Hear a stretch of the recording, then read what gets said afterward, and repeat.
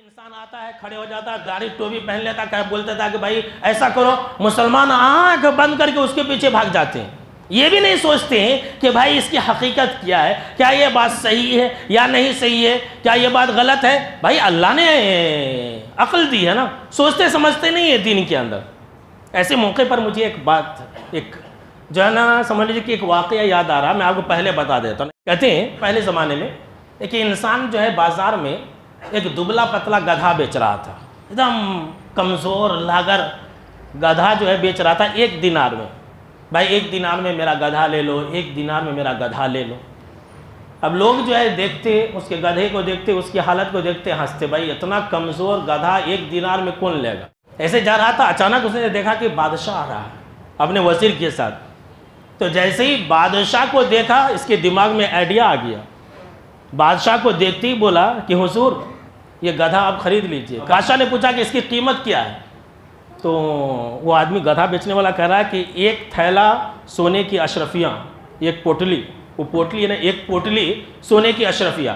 پہلے بول رہا تھا 1 دینار بادشاہ کو دیکھتے کیا بولا کہ 1 پوٹلی جو ہے سونے کی اشرفیاں کہا کہ یہ اتنا کمزور ہے اور اتنا لاغر ہے اور اس کی اتنی زیادہ قیمت کہا کہ ہاں حضور اس کی ایک خاص وجہ ہے کہا کیا ہے کہا یہ معمولی گدھا نہیں ہے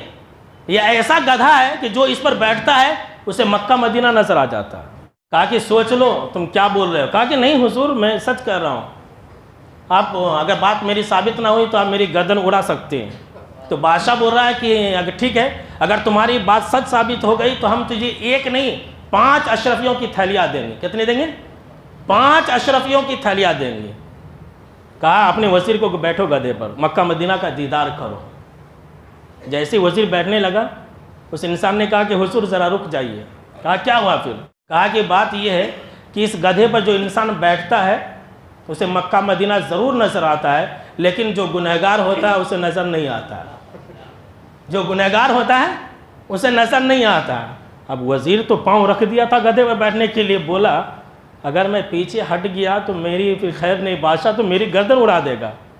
معلوم ہو جائے گا نا میں گنہگار ہوں بھائی میں تو اچھا نہیں ہوں گدھے پر بیٹھ گیا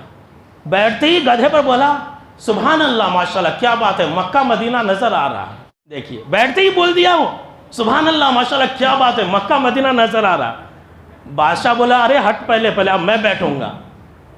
اس کے بعد بادشاہ بھی بیٹھا اب بادشاہ بیٹھتے ہی اسے بھی کچھ نظر نہیں آیا بولا سبحان اللہ ماشاءاللہ میرے وزیر کو تو صرف مکہ مدینہ نظر آ رہا تھا مجھے تو اب جنت نظر آ رہی ہے اتنا کہنا تھا سننا تھا کہ پورے گاؤں والے پورے ملک والے گدھے کے اوپر ٹوٹ پڑے کوئی بال کاٹنے لگا کوئی چومنے لگا کوئی یہ کرنے لگا کوئی وہ کرنے لگا ادھر جو گدھے والا تھا ہنس رہا تھا مسکرا رہا تھا کہ بھائی دیکھو یہ لوگ کتنے دیوانے ہیں آج کل یہی ہو رہا ہے دین کے نام پر قرآن اور حدیث کے نام پر لوگ اندھے گونگے بہرے بن کر کے آنکھ بند کر کے مار رہے ہیں کوئی کہہ رہا کہ بھائی بیری کے پتی سے نہ تمہارے ساتھ یہ ہوگا تو انسان نہانا شروع کر دیتا ہے کوئی کہتا ہے کہ بھائی ایسا کرو تو وہ بھی یقین کر لیتا بھائی آج کل کے لوگوں کے پاس کیا یہ وہی آ رہی ہے